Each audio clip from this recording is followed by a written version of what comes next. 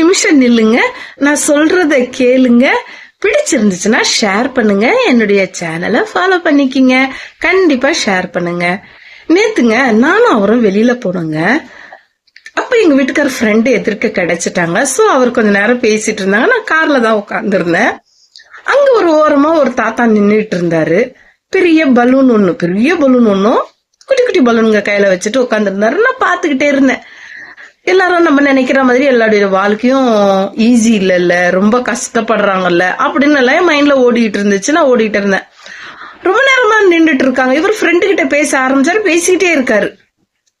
அப்ப அந்த வழியா ஒரு 4-5 பசங்க போனாங்க. பசங்கன்னா சின்ன பசங்களும் சொல்ல முடியாது, பெரிய ஆளுங்கன்னு சொல்ல முடியாது, நடுத்தரமான பர்சன்ஸ் தான் போனாங்க.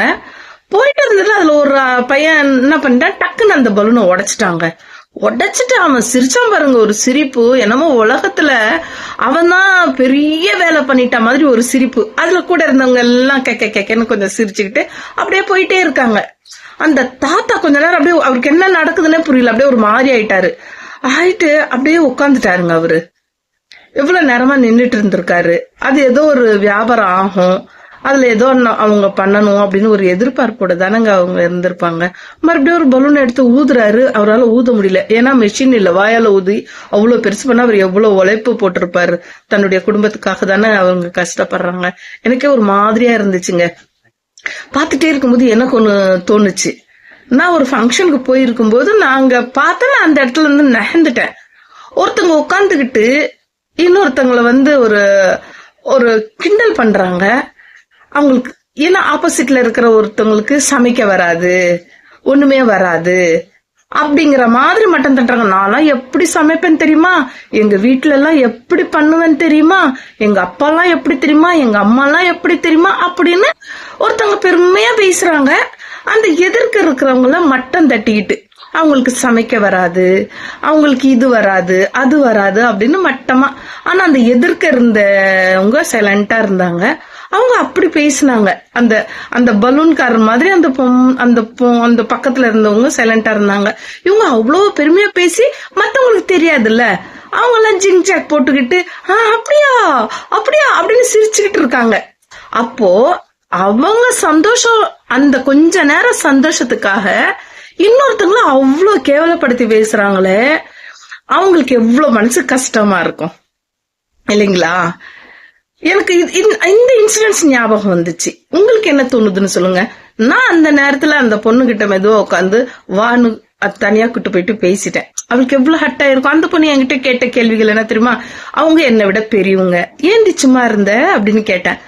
அவங்க என்னை விட பெரியவங்க, அவங்களுக்கு நான் ஒரு மரியாதை கொடுக்கறேன், அந்த மரியாதைய அவங்க மிஸ்யூஸ் பண்றாங்க. அவங்க கேக்குறாங்களே நான் எந்த வேலையும் செய்ய மாட்டேன், அவங்கதான் எல்லா வேலையும் செய்வாங்கன்ட்டு. அவங்களாம் எனக்கு 1க்கு 2 குழந்தைங்க, என் 2 குழந்தைங்கள அவங்களா பார்த்தாங்க. எங்க வீட்டுக்காருக்கு அவங்களா சாப்பாடு கட்டினாங்க. எங்க ஃபேமிலியில அவங்களா வந்தாங்க. இல்ல அட்லீஸ்ட் ஒரு புடவை எடுத்து கொடுத்துருக்காங்களா, இல்ல உங்க வீட்டுல இவ்வளவு பிரச்சனை இருக்கு, ஃபீஸ் கட்டணும், இது பண்ணணும் அது பண்ணணும், ஏதாவது ஒரு ஹெல்ப் பண்ணிருக்காங்களா?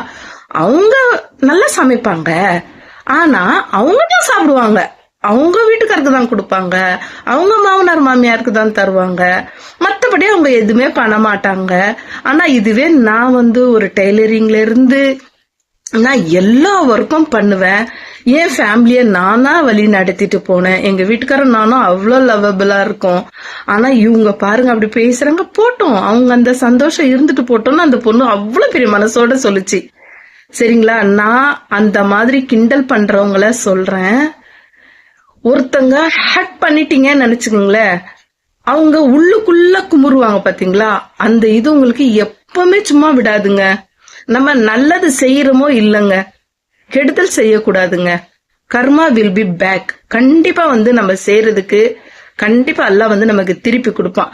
அப்ப நம்ம சொல்லுவோம், நான் ஒண்ணுமே தெரியாதே, எனக்கு ஏன் அல்லாஹ் இப்படி பண்றான் அப்படின்னு.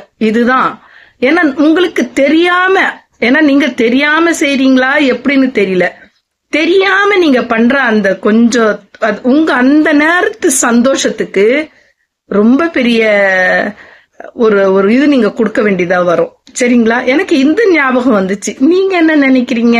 அந்த மாதிரி நீங்க யாராவது அதென்ன ஒரு சும்மா கிண்டலுக்கு தானே, கிண்டலுக்கு கூட யாரையும் ஹர்ட் பண்ணாதீங்க. சரிங்களா? அல்லாஹ் ஹாஃபீஸ். இன்னொரு கதையில வந்து சந்திக்கிறேன். ஒரு நிமிஷம் மறந்துட்டுங்க. ஃபாலோ பண்ணுங்க, கமெண்ட் பண்ணுங்க, ஓகேவா? எல்லோருக்கும் ஷேர் பண்ணுங்க.